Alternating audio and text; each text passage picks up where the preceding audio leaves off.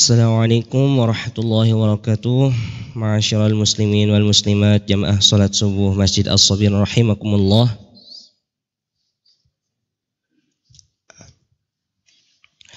Hari ini Ahad tanggal 12 November tahun 2023 yang akan menyampaikan kajian kesehatan Ahad subuh pada hari ini adalah Dr. Muhammad Dimas Abdi Putra, spesialis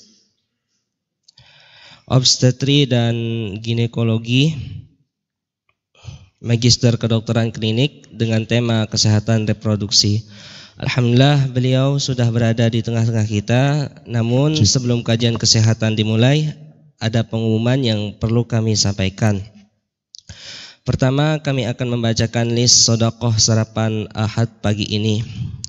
Yang pertama ada Mas Rizky Ilham Arifin, yang kedua hamba Allah, yang ketiga Pak Haryadi, yang keempat Novianti, yang kelima keluarga Bapak Hermanto bin Prajitno, yang keenam almarhum Bapak Haji Abdul Khalik dan almarhumah Ibu Hajjah Siti Khadijah, yang ketujuh keluarga Bapak Ferdiansyah.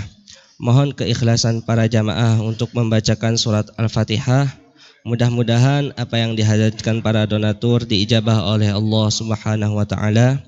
Dan atas nama almarhum dan almarhumah semoga diampuni segala kesalahannya dan diterima amal baiknya. Bismillahirrahmanirrahim. Asraril Fatihah.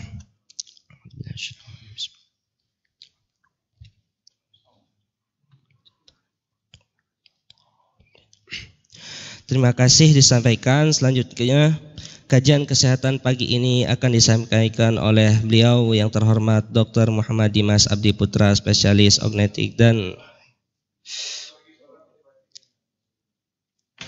ginekologi, magister kedokteran klinik. Waktu dan tempat kami persilahkan.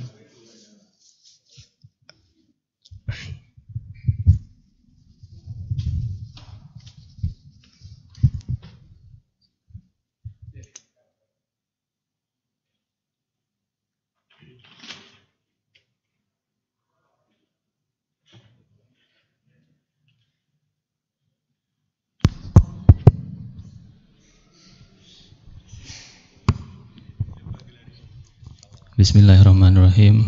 Assalamualaikum warahmatullahi wabarakatuh. Alhamdulillahirrabbilalamin. Wassalatu wassalamu ala asrafil anbiya'i wal mursalin wa ala alihi wa sahbihi ajma'in, amma ba'du. Rabbi shrahli sadri wa yassirli amri wa hlul 'uqdatam min lisani yafqahu qawli. Bapak Ibu hadirin jamaah Masjid As-Sabirin yang saya muliakan, pertama-tama marilah kita panjatkan puji syukur kehadirat Allah Subhanahu wa taala atas berkat karunia iman dan Islam kita semua bisa berkumpul di majelis taklim yang mulia ini, dan tentu salawat serta salam selalu kita panjatkan kehadirat Nabi Muhammad SAW, dan selalu kita panjatkan juga doa terbaik kita untuk para mujahid yang sedang berjuang di Gaza, Palestina. Mudah-mudahan Allah segera memberikan kemenangan untuk Palestina. Saya agak grogi. Mohon izin saya duduk di atas Bapak Ibu sekalian karena saya tentu lebih muda dari panjenengan sekalian. Perkenalkan, saya Dr. Dimas, saya dari Departemen Obstetri dan Ginekologi di RSUD Dr. Sutomo. Saya mendapatkan amanah untuk menyampaikan edukasi kesehatan, dan topik saya kali ini tentang kesehatan reproduksi wanita. Tentu kenapa wanita yang saya ambil, karena memang kerja saya sehari-hari ngurusi istri orang, Pak. Jadi tentu topik yang saya sampaikan kesehatan reproduksi wanita, tapi tentu akan banyak informasi yang bisa insya Allah bermanfaat untuk panjenengan semua. Baik, kesehatan reproduksi wanita apa saja aspeknya? Tentu akan sangat banyak dan kita tidak mungkin membahas satu persatu. Berikut adalah topik yang sering dibahas terkait reproduksi wanita. Pertama, kesehatan reproduksi remaja, kesehatan ibu dan anak, keluarga berencana, pencegahan penyakit menular seksual, kemudian kesehatan usia lanjut pada wanita-wanita menopause. Ada juga penanggulangan komplikasi aborsi, penanganan infertilitas atau ketidaksuburan, dan aspek kesehatan reproduksi lainnya. Cuma hari ini mungkin akan saya bahas 5 topik yang paling sering, ya. Yang akan saya sentil sedikit, kira-kira kenapa kok kita perlu belajar tentang kesehatan reproduksi wanita ini. Saya akan menyampaikan beberapa fakta menarik, ya, bukan fakta menarik ya, fakta yang menarik sekaligus miris ya. Tanggal Agustus 2021, ini dari website Provinsi Jatim, kehamilan pranikah sebagai sebab tingginya angka perkawinan usia anak. Ini cukup miris ya kalau kita memahami atau menarik bahwa pernikahan dini ini masih banyak dilakukan oleh masyarakat kita, terutama mungkin di titik-titik tertentu di Indonesia masih sangat membudayakan pernikahan dini, ya, karena kebiasaan, karena faktor adat istiadat dan lain sebagainya. Kemudian fakta kedua, 2023 CNN melaporkan ribuan anak hamil di luar nikah. BKKBN nilai pengetahuannya rendah. Jadi di sini kita lihat bahwa ada kaitan tentang pendidikan seseorang terhadap kejadian hamil di luar nikah. Ya, semakin rendah pendidikan seseorang, maka akan semakin mudah terjerat risiko anak hamil di luar nikah. Ya. Begitu pentingnya pendidikan bagi seorang perempuan. Ini dari UNER, aborsi ilegal, tren yang mengancam nyawa manusia. Saya garis bawahi, dilakukan oleh orang yang tidak berkompeten di bidangnya dan tentu sangat membahayakan nyawa dari pasien. Mudah-mudahan kita dijauhi dari ini semua ya. Yang berikutnya, kasus HIV dan sifilis meningkat. Ini Mei 2023 juga. WHO juga melaporkan 1 juta orang didiagnosis penyakit seksual setiap hari. Ini kenapa saya angkat topik ini, bahwa kita perlu memahami pentingnya informasi terkait kesehatan reproduksi. Ini Raja Singa serang ribuan anak di Indonesia. Ini semuanya tahun 2023, ya, bukan informasi-informasi lama. Jadi ada istilahnya itu re-emerging, ya, penyakit yang sudah pernah muncul kemudian hilang, tertidur, kemudian saat ini bangkit kembali. Dan yang terakhir nanti mungkin akan saya bahas juga terkait kesehatan pada usia pasca produktif, ya, pada kasus-kasus wanita dengan menopause. Per definisi, kesehatan reproduksi itu adalah keadaan secara fisik, mental, dan sosial yang tidak semata-mata bebas dari penyakit, tapi juga tidak ada kecacatan di situ yang berkaitan dengan sistem, fungsi, dan proses reproduksi. Ya, jadi kita harus mengenal organ reproduksi kita itu apa, fungsinya apa, dan memastikan bahwa semua yang sudah sistem reproduksi itu berjalan sebagaimana mestinya, sesuai fungsi yang diberikan oleh Allah Subhanahu wa taala. Nah, ini mungkin panjenengan semua masih ingat saat sekolah dulu ini apa? Ini adalah gambaran skematik organ reproduksi seorang perempuan. Mohon maaf kalau misalnya nanti ada kata-kata yang mungkin didengar saru ya, karena memang bidang saya daerah-daerah sini, jadi kadang-kadang tidak bisa saya hindari.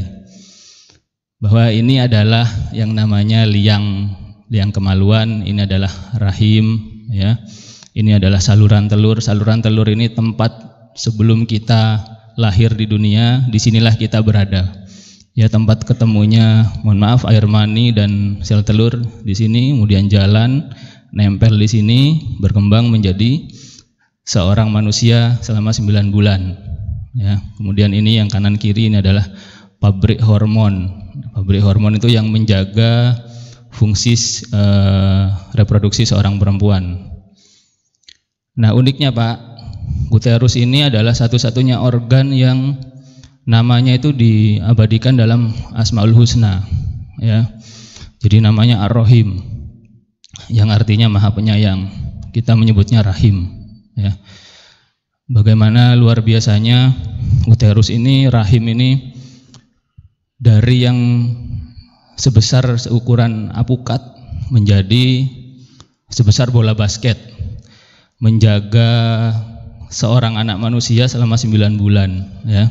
Terus kita tidak pernah ngurusi, pokoknya semua sudah disiapkan, kita tinggal makan minum, aliran darah, kemudian nutrisi sudah diatur oleh Allah Sang Maha Pencipta, ya.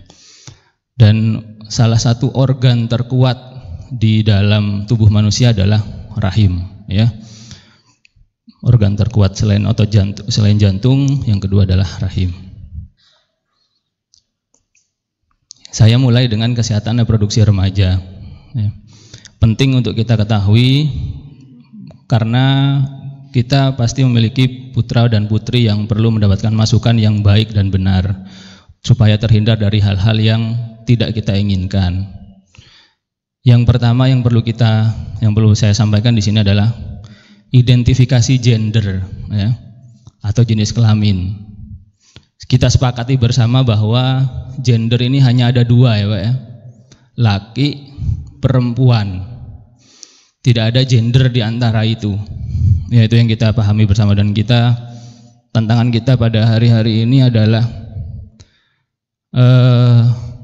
media sosial, ya, luar biasa informasi masuk luar biasa. Kadang-kadang kita tidak bisa memfilter apa yang anak-anak kita itu terima, begitu ya. Dan banyak ancaman dari luar, banyak propaganda yang disisip-sisipkan, itu yang perlu kita pahami. Dan sekarang itu ada istilah gender non-biner. Hati-hati. Kenapa dipakai istilah non-biner? Mungkin karena biner itu identik dengan angka 1 dan 0, hanya 2 angka. Kemudian muncul istilah non-biner yang tidak jelas. Jadi mohon dipantau, mohon dicek bahwa, dan kita pastikan bahwa hanya 2 pilihannya, laki-laki atau perempuan. Kita kawal terus, pendampingan dari orang tua sangat penting untuk ini. Yang berikutnya saya akan membahas tentang pubertas. Bagaimana ada 3 tahapan pada seorang perempuan, ya. Mohon maaf kalau nanti ada kata-kata yang kurang nyaman didengar, ya. Pertama, telark adalah payudara mulai tumbuh. Kemudian yang kedua, pubar, itu rambut kemaluan mulai tumbuh. Yang ketiga, menark, haid pertama kali. 3 ini adalah tanda seorang perempuan mengalami pubertas. Tumbuhnya payudara, tumbuhnya rambut kemaluan, dan juga tumbuhnya haid. Dan kalau dalam Islam sudah masuk akil balik, ya. Apa yang perlu diwaspadai? Kita lihat pertama untuk tumbuhnya payudara. Ini mulai tumbuh pada usia 8 sampai 10 tahun. Harus diwaspadai apabila tumbuhnya kurang dari 8 tahun atau sampai 16 tahun tidak ada pertumbuhan. Artinya ada masalah di organ reproduksinya, tidak memberi respon yang baik, dan ini adalah suatu penyakit, harus diwaspadai dan harus konsultasi ke dokter yang berkompeten, ya, dokter kandungan atau kalau pada anak-anak, dokter anak. Ini penting untuk kita ketahui supaya tidak terlambat melakukan deteksi dan tidak terlambat melakukan penanganan, karena akan berkaitan erat sekali dengan fungsi reproduksi ke depannya. Bisa terjadi ketidaksuburan, segala macam, ya. Sama juga dengan tumbuhnya rambut kemaluan, mulai tumbuh usia 11 sampai 12 tahun, dan waspada bila ada yang tumbuh di usia kurang dari 11 tahun atau lebih dari 16 tahun tidak tumbuh. Mungkin ibu-ibu perlu menanyakan kepada putrinya bagaimana perkembangannya, perlu diperhatikan, perlu dicek, ya. Kalau memang ada masalah yang seperti ini, segera konsultasi, karena masalahnya tidak akan hanya jangka pendek selesai dalam waktu singkat, tapi jangka panjang. Nah, ini yang perlu kita waspadai.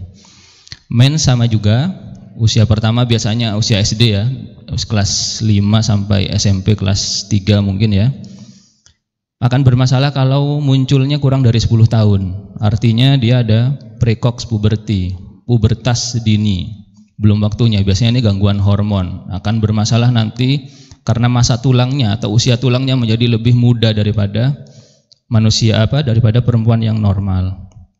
Atau lebih dari 16 tahun belum haid. Ya, ini juga akan beresiko terjadi masalah pada organ reproduksinya.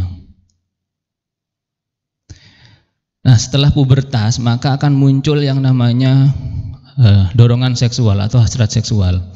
Adalah keinginan untuk mendapatkan kepuasan yang diperoleh dengan perilaku seksual. Nah, saat puber ini organ-organ reproduksi sudah mulai berfungsi, hormon-hormon seksual mulai berfungsi. Disinilah peran kita untuk tetap menjaga, mengawal supaya tidak salah jalan. Ya.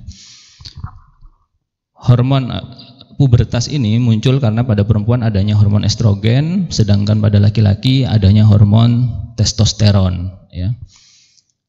Baik atau tidak baik dorongan seksual ini? Baik, dorongan seksual ini adalah karunia dari Allah Subhanahu wa taala.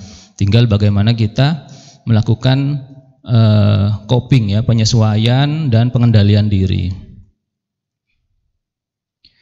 Nah, yang juga saya miris adalah pernikahan dini ya. Masih anak-anak yakin mau nikah ini ya. Ini saya dapat dari indonesiabaik.id. Apa dampak resikonya kalau terjadi pernikahan dini? Pertama dari sisi pendidikan, tentu risiko putus sekolah sangat tinggi ya. Dan membatasi kemampuan belajar, memperburuk kemiskinan lintas generasi. Kenapa lintas generasi? Karena kalau hamil, anaknya pun itu akan berisiko mengalami hal yang sama.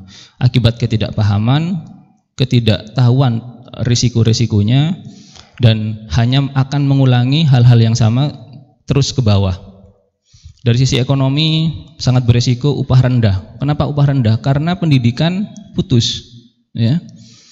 Kemudian kemiskinan dan pekerjaan anak di bawah umur, ya. Jadi pendidikan yang kurang baik akan dekat sekali dengan kemiskinan, akan dekat sekali dengan kriminalitas. Ya, itulah pentingnya pendidikan tentang kesehatan reproduksi dan juga pendidikan lainnya. Risiko lainnya risiko KDRT. Kenapa risiko KDRT? Karena emosinya masih labil, ya, belum siap. Harusnya usia-usia dini itu kan usia untuk si wayai main, wayai melaku gitu ya, tapi disuruh mikir, sudah harus mikir punya anak, harus mikir memberi nafkah, jadi emosinya mudah terpancing dan risiko KDRT, trauma, dan ini merampas hak bermain.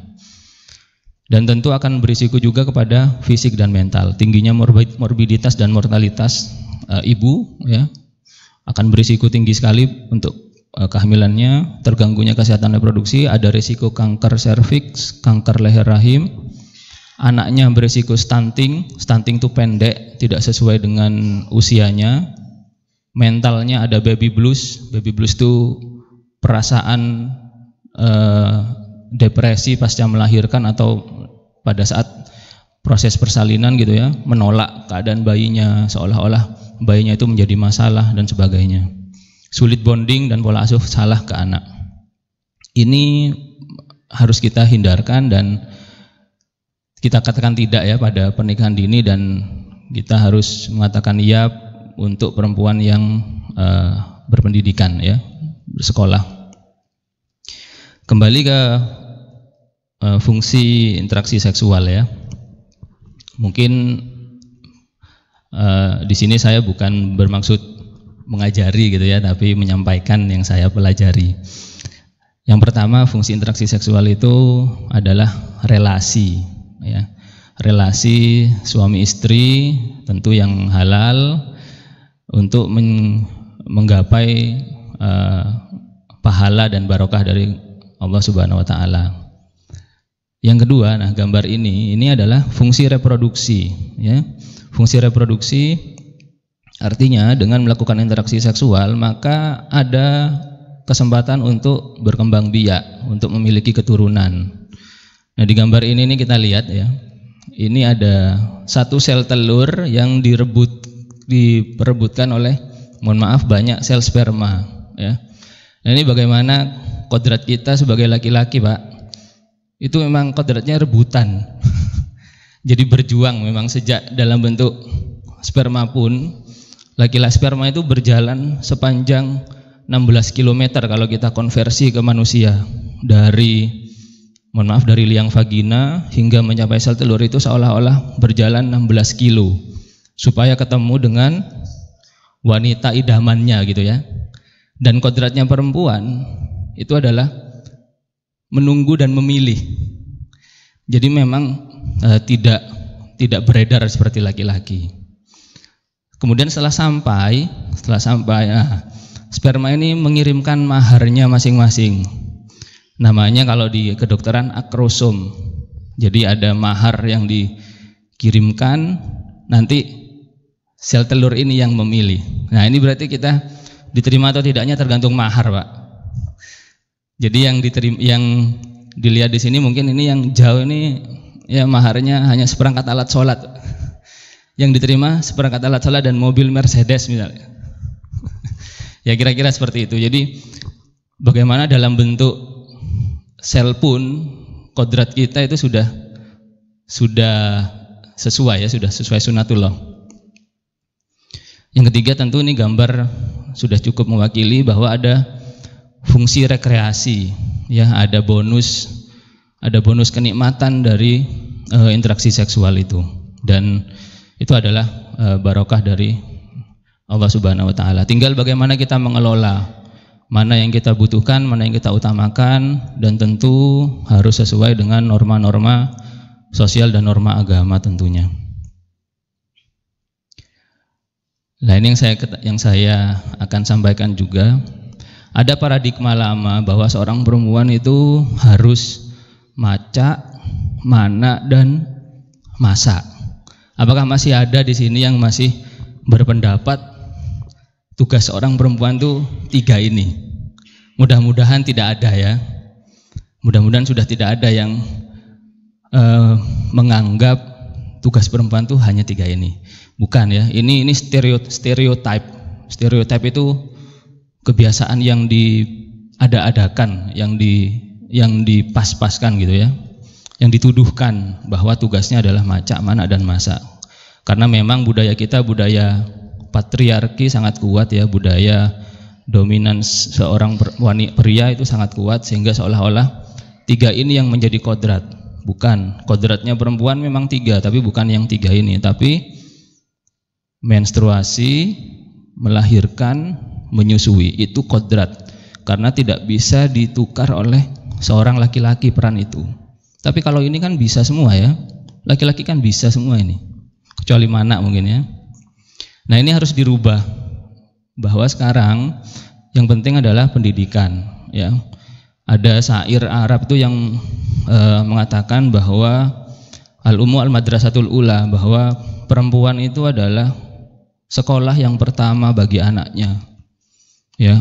Kodratnya perempuan adalah mendidik, sehingga bila seorang perempuan atau ibunya itu baik, maka akan baik generasi ke bawahnya. Pada saat saya membuat slide ini, saya membaca-baca lagi dan ada suatu artikel yang sangat bagus ya. Wanita berpendidikan tinggi bukan untuk menyaingi para lelaki, tapi untuk membangun generasi ya. You teach a man, so you teach a man. Tapi you teach a woman, you build a generation. Jadi kalau kita ngajari laki-laki, jadi hanya untuk dirinya sendiri. Tapi kalau kita mengajari perempuan, maka dia pasti akan meneruskan ilmunya ke anaknya. Itu pentingnya kenapa pendidikan itu penting. Dan pendidikan anak bukan dimulai sejak dini, tapi sejak kita memilih calon istri. Gitu ya. Artis terkenal Dian Sastro juga mengatakan entah akan berkarir atau berumah tangga, seorang wanita wajib berpendidikan tinggi karena ia akan menjadi ibu. Ibu-ibu cerdas akan juga menghasilkan anak-anak yang cerdas. Jadi ini yang sangat penting bagi seorang perempuan untuk mendapatkan pendidikan tinggi. Nah, kapan sih usia yang dianjurkan untuk menikah sesuai undang-undang? Ya. Undang-Undang Nomor 16 Tahun 2019 menyebut bahwa usia minimal untuk menikah adalah 19 tahun, baik laki-laki maupun perempuan. Dan usia produktif yaitu usia 20-an tahun. Dari sisi biologis, waktu yang tepat untuk hamil karena kesuburan sudah tinggi, sel telur yang produksi pun sudah sangat melimpah. Jadi minimal 19 tahun baru diizinkan untuk menikah. Fungsi reproduksinya sudah baik. Insya Allah kematangan emosi meskipun masih muda sudah lebih baik daripada usia 14 atau 15 tahun. Jadi apa yang harus dilakukan oleh kita semua ya? Tentu pertama mengenalkan pendidikan Islam ya. Kita sebagai seorang muslim luar biasa, pendidikan Islam ini sangat holistik, sangat komprehensif ya. Kita ajarkan pola hidup bersih dan sehat. Kalau kita juga belajar ilmu fikih, bab pertama fikih itu selalu toharoh, bersuci.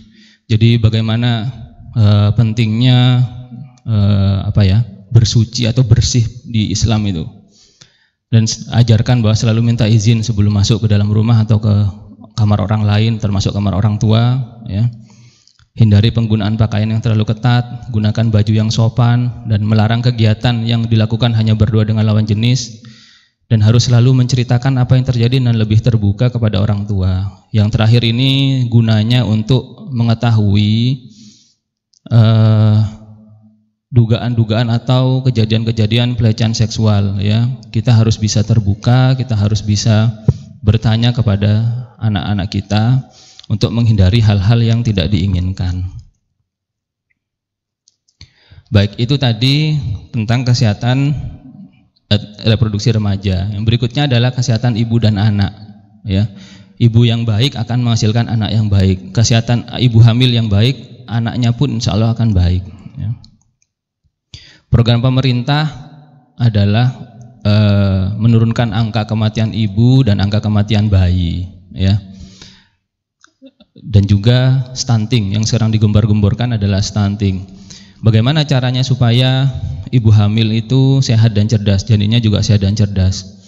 Saya ambil dari Kementerian Kesehatan. Pertama adalah bersama suami lakukan stimulasi janin ya. Bapak-bapak juga punya peran Pak untuk memberikan stimulasi pada janin ya. Berbicara dengan janin sejak hamil muda. Kemudian ya, periksa kehamilan minimal 4 kali selama hamil. Ini sangat penting. Lakukan aktivitas fisik ya. Biasanya orang hamil itu keluhannya banyak. Nyeri punggung, sakit perut, mual muntah, sakit kepala, pusing. Itu memang bawaan dari perubahan hormon yang sangat tinggi. Dan kadang-kadang justru malas beraktivitas. Sebenarnya itu hal yang kurang tepat ya. Yang tepat adalah justru harus dipaksakan untuk sedikit beraktivitas. Istirahat harus cukup ya, makan lebih banyak dari biasanya. Karena apa? Karena yang dikasih makan sekarang 2 orang, yaitu ibunya dan juga janinnya sendiri. Menjaga kebersihan diri, jangan sampai ada ibu hamil yang melakukan penelantaran diri. Rasanya malas bersih-bersih diri, kemproh gitu ya, itu jangan sampai seperti itu. Tetap harus menjaga kebersihan diri, mandi teratur, keramas ya, dan lain-lainnya. Terkait hubungan suami istri boleh dilakukan asalkan tidak ada kontraindikasi, misalnya pada ari-ari di bawah, temuni di bawah misalnya, itu tidak boleh dilakukan hubungan suami istri dan harus didiskusikan dengan dokter kandungan yang memeriksa. Yang berikutnya adalah stunting ya. Dengan ibu hamil menjaga asupan gizi, asupan nutrisi, maka kita bisa mencegah stunting. ABCDE ini akronim yang disampaikan oleh Kementerian Kesehatan atau jembatan keledai yang disampaikan oleh Kesehatan bahwa penting untuk mencegah stunting dengan melakukan ABCD ini. Pertama, aktif minum tablet penambah darah, bumil teratur periksa kehamilan, cukupi konsumsi protein, datang ke posyandu atau puskesmas setiap bulan, dan eksklusif ASI 6 bulan. Yang mungkin sedikit menantang untuk generasi-generasi baru adalah pemberian ASI eksklusif ini. Kadang-kadang saya juga mengalami karena ya, jadi ada semacam retensi dari lingkungan sekitar bahwa kok anaknya dikasih ASI saja, apa cukup gizinya, apa enggak kurang gitu ya. Padahal memang justru yang benar adalah ASI eksklusif selama 6 bulan. Ya, luar biasa fungsi ASI karena ASI itu memberikan sistem kekebalan tubuh yang sangat bagus untuk bayi, mencegah alergi yang berlebih, kecerdasan meningkat, memperbaiki fungsi rahang karena dia nyedot ASI dan nyedot susu itu berbeda. Ya, jadi ada upaya untuk mengeluarkan air susu dari puting ibu itu menyebabkan rahang bayi menjadi lebih sehat. Dia tidak akan ada masalah dalam hal mencerna makanan, ya, bahkan mengurangi speech delay ya dengan pemberian ASI yang baik.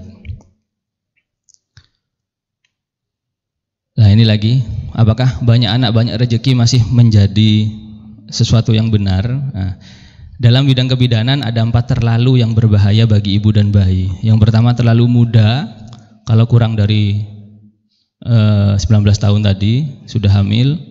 Yang kedua terlalu dekat, baru melahirkan 8 bulan kebobolan. Ya, terlalu dekat itu tentu tidak baik untuk kesehatan ibu dan bayi. Yang ketiga terlalu banyak, sudah umur 40 tahun misalnya atau 35 tahun anaknya sudah 4 tapi lanang kabeh. Apa nambah situk maneh berharap perempuan. Nah, ini sebenarnya tidak dianjurkan di kebidanan ya, karena terlalu beresiko.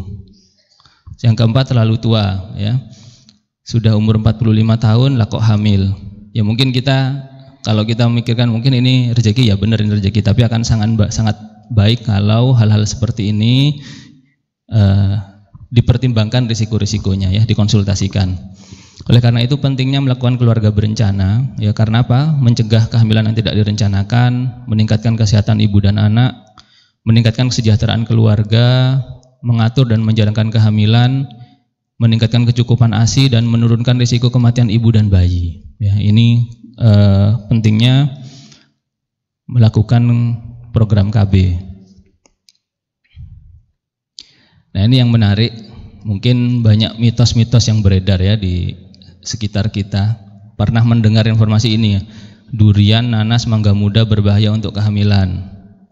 Yang kedua, pijat perut ibu hamil, bayi sehat, mengurangi keluhan. Yang ketiga, jenis kelamin bisa diprediksi dari bentuk perut. Yang keempat, jenis kelamin bisa diprediksi dari penampilan ibu hamil. Nek ayu, anake wedok. Nek ibu gak ayu, anake lanang. Lah kok sakno sing lanang? Ya. Kemudian minum air dingin, bayinya besar. Yang terakhir minum jamu, ketubannya keruh.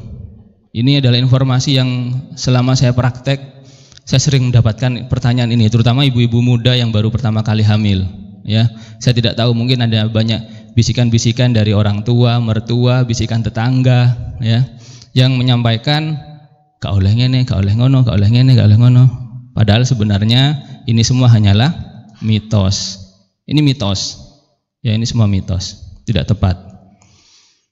Oke, apa faktanya? Faktanya adalah durian, nanas, mangga aman untuk ibu hamil selama tidak berlebihan. Pun misalnya berlebihan, tidak ada kaitan secara langsung pada kondisi janin. Karena kita makan itu yang mengolah adalah lambung. Sementara bayi tempatnya di rahim. Jadi dua hal yang berbeda. Lambung itu saluran cerna, rahim itu saluran reproduksi. Mungkin yang akan terjadi adalah diare aja, ngurus. Soalnya kakean. Jadi tidak ada kaitannya dengan kesehatan bayi, tidak ada kaitannya. Bahkan kalau kita baca di artikel ilmiah, justru banyak antioksidannya, banyak multivitamin, kaya mikronutrisi seperti seng, ya, mangan, kemudian kalsium, ya. Pijat perut ibu hamil tidak diperbolehkan, ya.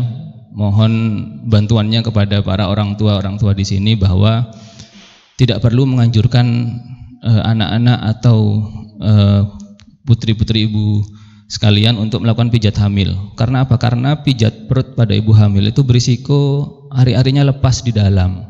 Ya, ari-ari lepas di dalam itu ancamannya apa? Ancamannya bayinya meninggal, ya, karena nutrisinya, sumber darahnya bayi itu ya dari ari-ari. Kalau dipijat apa istilahnya ya, dijunjung, dicepakno posisine apa ya iso. Saya rasa kok enggak bisa ya. Wong dokter kandungan aja tidak dianjurkan dan tidak ada di dalam pelajaran saya selama sekolah pijat ibu hamil itu ya. Jadi mohon untuk tidak dilakukan pemijatan pada perut ibu hamil. Resikonya sangat tinggi untuk ibu dan bayi. Yang ketiga, bentuk perut tidak ada hubungannya dengan jenis kelamin ya. Kemudian penampilan ibu tidak ada hubungannya jenis kelamin janin juga. Nah, ini minum air dingin tidak menambah berat badan janin. Mungkin yang sering terjadi adalah minum air dinginnya dicampur, Pak, ya, dicampur sirup, dicampur es degan, dicampur es campur, es teh. Jadi yang bermasalah adalah gulanya, bukan suhunya, tapi kandungan gulanya.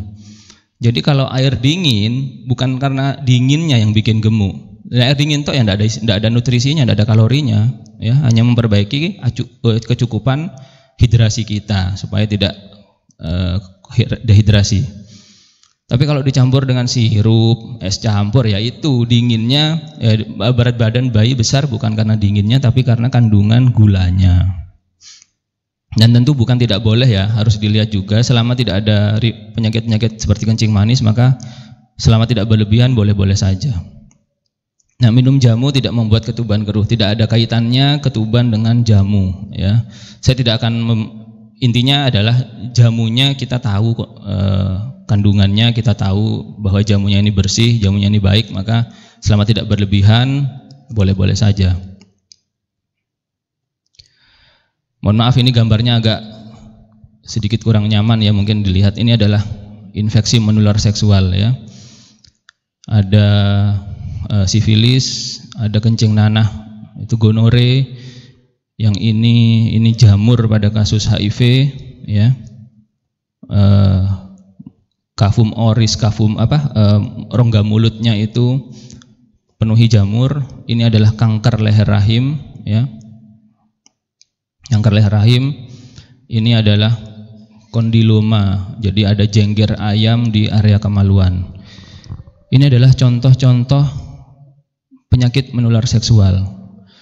Dan sayang sekali memang akhir-akhir ini sedang meningkat lagi. Yang harusnya sifilis sudah lama tidak ada, sekarang kok naik lagi. Ya, kencing nanah sudah lama tidak ada, sekarang kok tinggi lagi. Ya, ini yang menjadi tantangan buat saya pribadi selaku dokter kandungan dan tentu buat kita semua. Bagaimana cara mencegah infeksi menular seksual? Tentu yang pertama, Anda jauhi seks bebas ya. Bersikap setia, cegah dengan kondom, dihindari penggunaan obat-obatan terlarang, dan edukasi yang tepat, yang benar ya. Dan tentu dalam Al-Quran sudah tegas disampaikan bahwa dan janganlah kamu mendekati zina, sesungguhnya zina adalah suatu perbuatan yang keji dan suatu jalan yang buruk, karena resikonya memang luar biasa ya, luar biasa.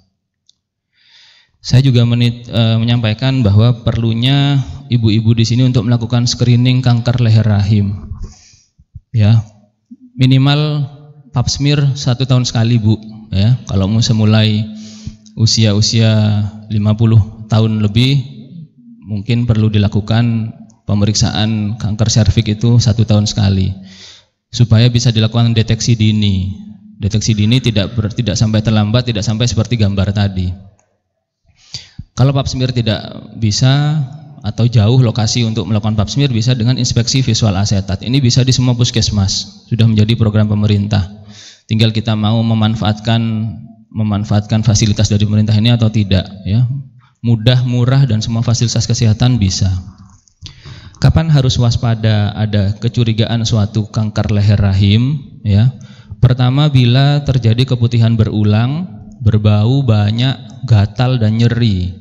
Kalau ada keluhan seperti ini, maka waspada, ini adalah tanda atau gejala kanker leher rahim ya. Tidak semua keputihan akan kanker leher rahim, tapi kalau disertai dengan berbau banyak, apalagi disertai dengan nyeri, bisa terjadi suatu kanker leher rahim. Yang kedua, ada perdarahan pasca senggama. Setelah berhubungan, mohon maaf, ada keluhan misalnya berdarah, sebaiknya diperiksakan ya. Wanita perokok berisiko 2 kali terjadinya kanker leher rahim ya, dan tentu perilaku seksual yang berisiko. Jadi perlu diwaspadai hal-hal seperti ini untuk meminimalisasi kejadian kanker leher rahim. Baik, subtopik yang terakhir adalah kualitas hidup pasca usia produktif. Ini usia-usia, kalau laki-laki namanya andropause, kalau perempuan namanya menopause. Andropause biasanya usianya 70 tahun, baru seorang laki-laki itu mengalami penurunan fungsi reproduksi. Jadi sampai usia 70 tahun, laki-laki itu masih bisa membuahi. Berbeda dengan seorang perempuan, di mana rata-rata perempuan itu usianya 51 tahun. Nah, tentu ini adalah gambar yang mungkin kita harapkan di hari tua kita nanti ya. Bisa berjalan-jalan ke pantai, lari-lari sama anak cucu gitu ya. Dan ini biasanya harus ditekankan bahwa kesehatan itu harus dimulai sejak kita muda, sejak usia dini. Jangan menunggu sakit baru kita berupaya untuk sehat. Jadi upayakan bahwa sebisa mungkin kita tidak sakit. Dan memang ada hadis yang mengatakan ada dua kenikmatan yang banyak manusia tertipu, yaitu nikmat sehat dan waktu senggang. Mungkin kita waktu muda gitu ya merasa tidak ada masalah, tidak ada keluhan ya, kerja, kurang istirahat dan sebagainya. Padahal ada hak tubuh kita untuk istirahat. Kalau kita tidak memberikan hak badan kita untuk istirahat, kita sebenarnya sudah melanggar hak badan kita untuk istirahat. Yang juga hak untuk olahraga ya.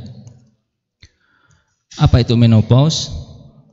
Kapan rata-rata menopause? Menopause rata-rata usia 51 tahun. Ya, rata-rata orang Indonesia 51 tahun. Apa tandanya? Tandanya tidak haid selama 1 tahun penuh. Itu dikatakan seorang perempuan sudah menopause. Apakah menopause itu normal? Normal. Menopause adalah siklus hidup, tidak bisa kita tolak. Yang bisa kita upayakan adalah kita menyesuaikan diri dengan kondisi menopause. Ya, tidak bisa kita menolak kondisi menopause itu.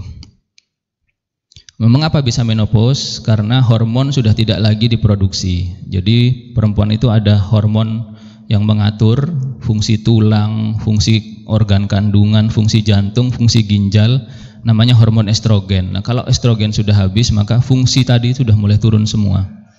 Sehingga akan muncul gejala-gejala, misalnya hot flash. Ya. Hot flash itu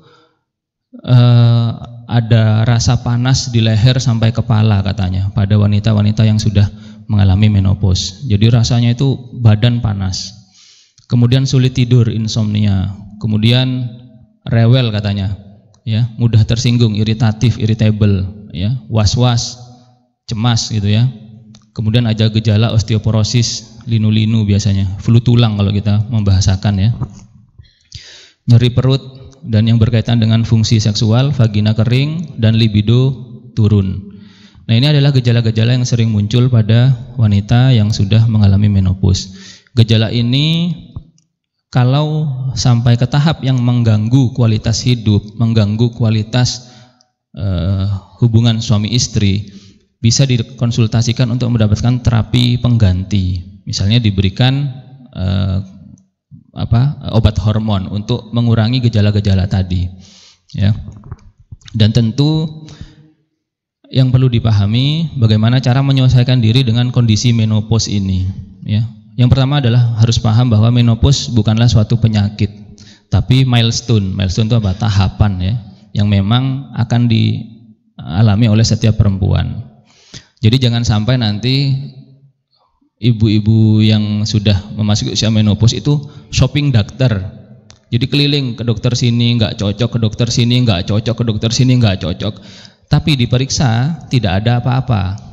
Biasanya ini karena gejala menopausnya sudah muncul. Nyeri perut ke dokter penyakit dalam, nyeri tulang ke dokter ortopedi misalnya. Nyeri di bagian bawah gatal ke dokter kandungan, tapi diperiksa semua tidak ada penyakit yang mendasari, yang benar-benar mendasari. Tapi ini adalah suatu proses degeneratif, proses karena usia, dan ini bukan suatu penyakit. Tinggal kita memahami, oh ini aku paham ini adalah menopause. Jadi bagaimana copingnya, bagaimana menyesuaikan diri. Yang dianjurkan adalah konsumsi makanan tinggi kalsium, bisa dalam bentuk susu ya, atau buah, dan vitamin D. Olahraga ringan rutin ini supaya menjaga kepadatan tulang sehingga osteoporosisnya diperlambat. Osteoporosis tidak bisa kita hindari, yang bisa kita upayakan adalah memperlambat supaya tulang nggak semakin cepat keroposnya. Jadi olahraga ringan gitu ya. Osteoporosis itu pasti osteoporosis. Cuma bagaimana kita memperlambat saja. Tidur harus cukup ya. Pakai pakaian tipis dan nyaman. Jaga berat badan tetap ideal ya. Tentu kalau obesitas dan osteoporosis sangat berisiko terjadinya masalah pada tulang. Konsumsi makanan fitoestrogen ya, ini banyak literatur yang menyatakan bahwa fitoestrogen itu estrogen dari tumbuhan, hormon dari tumbuhan. Sumber utamanya biasanya kedelai ya. Ini bisa salah satu menjadi dan dosis yang cukup ya, tidak berlebih. Minum cukup air putih ya, untuk menjaga hidrasi supaya tetap baik fungsi-fungsi tubuh kita. Baik, saya rasa itu terkait fungsi atau topik tentang kesehatan reproduksi. Terima kasih saya sampaikan kepada Bapak Ibu sekalian yang sudah hadir di majelis ini. Matur nuwun. Wassalamualaikum warahmatullahi wabarakatuh. Ada sesi pertanyaan? Ada sesi pertanyaan. Monggo Bapak Ibu yang mau tanya.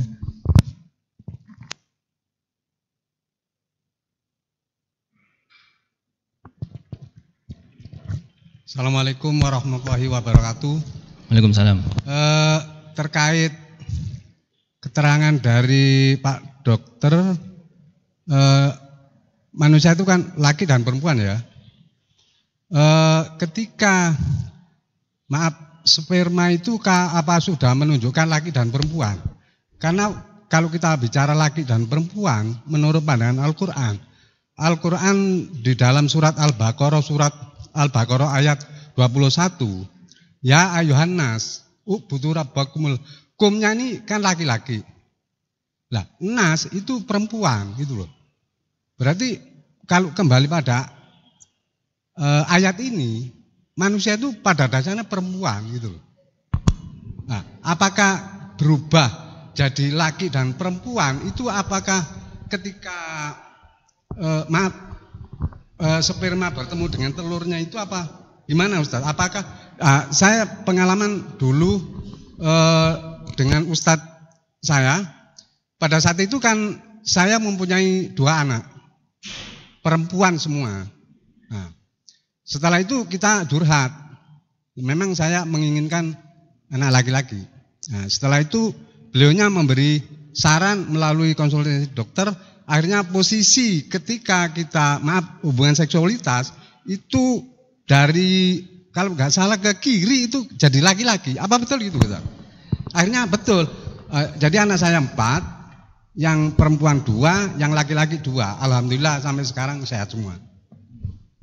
Yang saya tanyakan itu. Oke, baik. Kajiannya kajian tafsir agak berat. Jadi saya tentu tidak bisa menjawab dengan detail masalah penafsiran ayat ini Pak. Tapi begini, intinya adalah sel telur itu ditakdirkan memang membawa kromosom perempuan saja. Hanya kromosom itu bahan genetik. Bahan baku untuk menjadi laki-laki atau perempuan. Sel telur hanya membawa bahan genetik perempuan saja. Sperma itu ada 2 jenis sperma. Sperma yang membawa laki-laki, kromosom laki-laki, sperma yang membawa kromosom perempuan. Nah, ini mungkin ya, ini sperma ini menjadi penentu. Mungkin ini juga kodrat laki-laki supaya bisa memutuskan ya X dan Y-nya. Jadi apakah dari awal seorang manusia itu kodratnya perempuan kemudian ditentukan oleh sperma? Rasanya mungkin bisa dikatakan sumbernya begini dari alasan bukan ilmiah ya, alasan logisnya mungkin seperti itu. Jadi memang sejak awal bakal seorang manusia itu kromosomnya dari telur itu perempuan. datanglah sperma yang membawa kromosom laki atau kromosom perempuan. Nah, itu yang kemudian menjadi dan berkembang menjadi embrio, janin hingga menjadi manusia seutuhnya dan berjenis kelamin X atau laki-laki atau perempuan. Nah, itu. Nah, terkait posisi tadi Pak ya, upaya-upaya untuk memiliki jenis kelamin yang sesuai dengan yang kita inginkan. Memang banyak literatur, bukan literatur, ada buku ilmiah populer yang mengatakan bahwa kalau pengen punya anak perempuan, maka yang harus kita menangkan adalah sperma yang membawa bahan perempuan. Sifat sperma ini dia senang di tempat yang asam. Kemudian biasanya sarannya adalah, mohon maaf, sebelum berhubungan itu bisa dilakukan pencucian dari kelamin istri gitu ya, dengan menggunakan air cuka. Ya, air cuka dicampur 1, 2, 3 tetes, campur air kemudian dicucikan.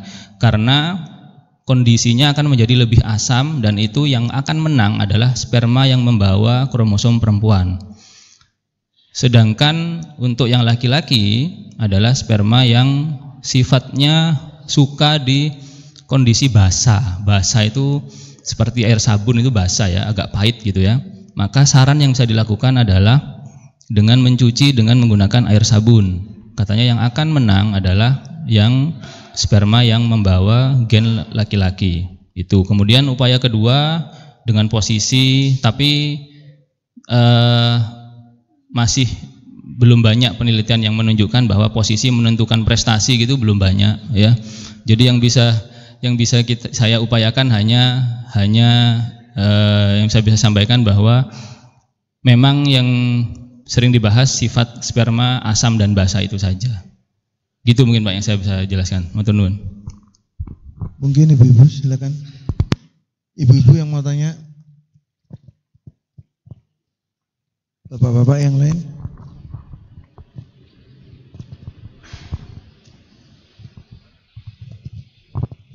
Kok kelihatannya malu-malu ini.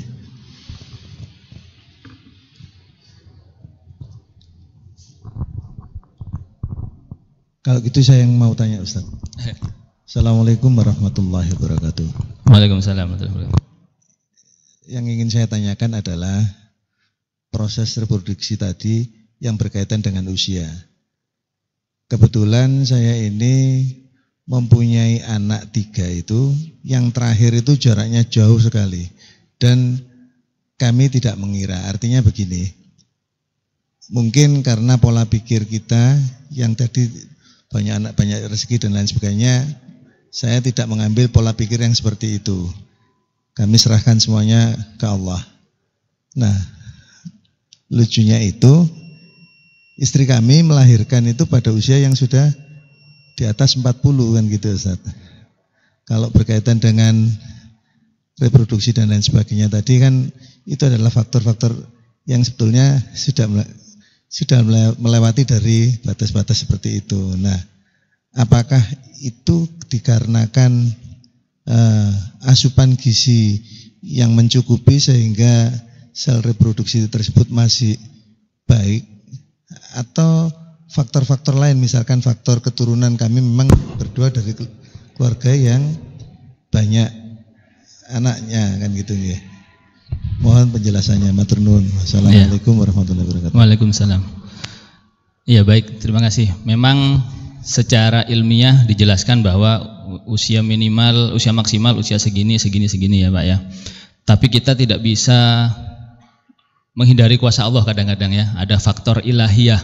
Jadi kalau kita bicara kesuburan itu ada faktor laki-laki, faktor perempuan. Faktor laki-laki ada 1, sperma saja. Faktor perempuan ada leher rahim, saluran telur, faktor indung telur. Tapi ada faktor lain yang nggak bisa kita hindari. Jadi faktor kuasa Allah. Kadang-kadang kita sudah berupaya sebisa apapun untuk pengen punya anak, tidak bisa dapat, ya, karena ada faktor X, faktor yang hanya Allah yang bisa.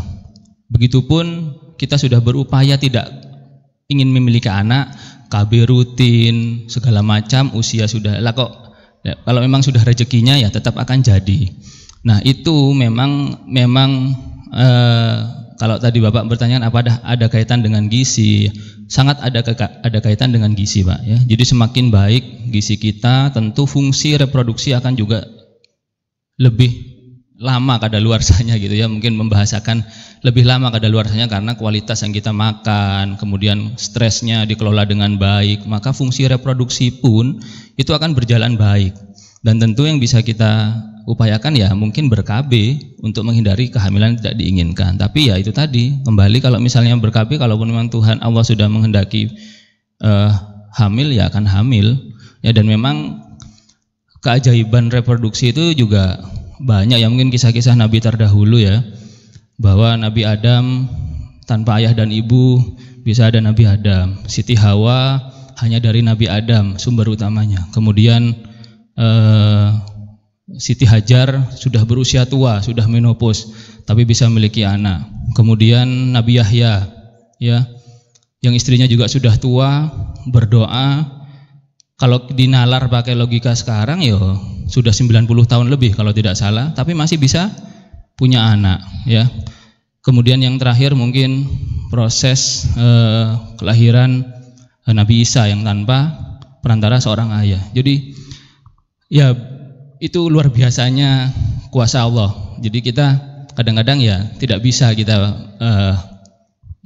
ya kita bisa merencanakan, tapi kita tidak bisa mengharap hasil akhir memang benar-benar sesuai kita. Jadi mungkin memang ada kaitannya dengan gizi, dengan kondisi stres psikologis dan sebagainya, Pak. Oke, terima kasih.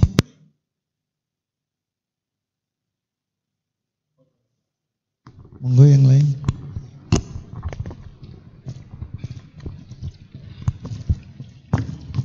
Assalamualaikum warahmatullahi wabarakatuh.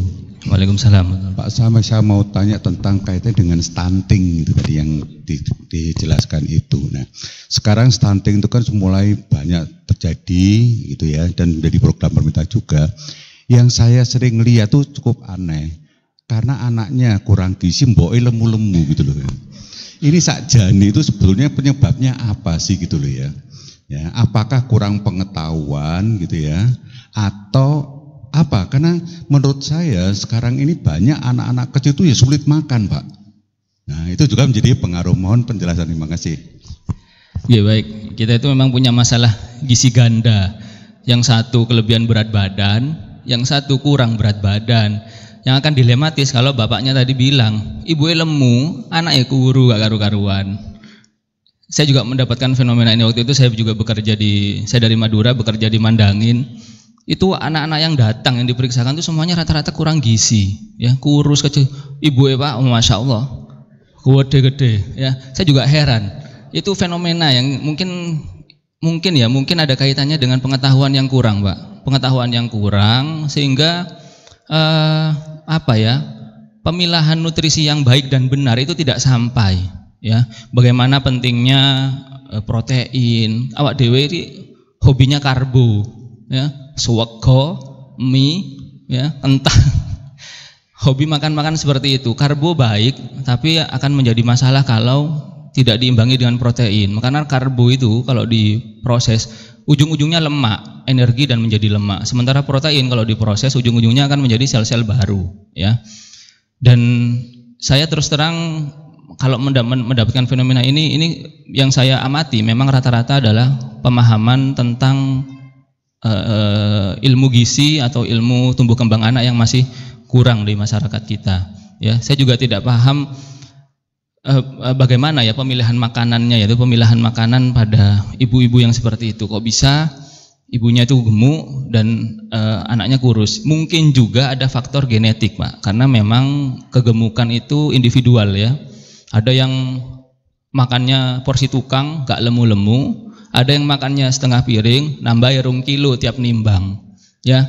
Itu menjadi itu genetik, ya, faktor predisposisi, faktor genetik yang tidak bisa kita rubah, tidak bisa kita modifikasi. Dan mungkin memang ada kaitannya dengan pengetahuan, Pak. Jadi itu yang bisa saya sampaikan. Memang kita belum ada penelitian kenapa kita mengalami masalah gizi ganda seperti itu, dan yang dilemanya seperti tadi, ibunya gemuk, anaknya kurus. Tapi kita belum punya data yang data yang pasti yang bisa kita sampaikan memang karena pengetahuan yang kurang. Terima kasih, Pak. Cukup Bapak Ibu sekalian. Ya Dok, silakan. Baik, matur nuwun. Assalamualaikum warahmatullahi wabarakatuh. Mohon maaf kalau ada salah-salah kata. Terima kasih Bapak Ibu sekalian. Demikian kajian kesehatan pagi hari ini yang telah disampaikan oleh Dr. Dimas, spesialis kandungan beliau ya. Bapak Ibu sekalian, mengingatkan ulang bahwa setiap pekan kedua hari Ahad di masjid yang kita cintai ini kajian, selalu diadakan kajian kesehatan dengan menghadirkan dokter-dokter spesialis, tentu dengan tema-tema yang menarik dan insya Allah sangat bermanfaat bagi kita semuanya. Ibu bapak sekalian yang dirahmati Allah SWT, selanjutnya karena waktu sudah tuluk dan sudah lewat tuluk, jadi waktu tuluk malah tidak boleh sholat, kita tambahin 10 menit paling tidak waktu syuruk ya. Itu kita sholat sunnah Isra. Mudah-mudahan kita mendapatkan keutamaan. Sekedar mengingatkan kembali, dengan sholat sunnah Isra kita insya Allah mendapatkan pahala seperti umroh dan haji, tamam, sempurna dan sempurna kata Rasulullah.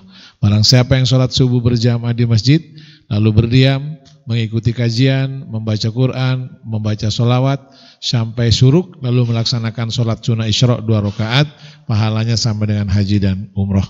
Ibu bapak sekalian, kita laksanakan sholat sunnah Isra, lalu kemudian setelah itu sudah disiapkan sarapan pagi. Menunya hari ini tidak seperti biasanya, karena tidak pernah kayaknya sarapan pagi dengan menu ini. Sego goreng Jawa Pak, ya. Kapan-kapan sego goreng Madura kapan-kapan ya. Sementara sego goreng Jawa dulu. Terima kasih, kurang lebihnya mohon maaf. Terima kasih kepada Dr. Dimas, pagi-pagi sudah sempat berbagi ilmu, mudah-mudahan Allah balas dengan sebaik-baik balasan. Wallahul muwaffiq ila thoriq. Wassalamualaikum warahmatullahi wabarakatuh.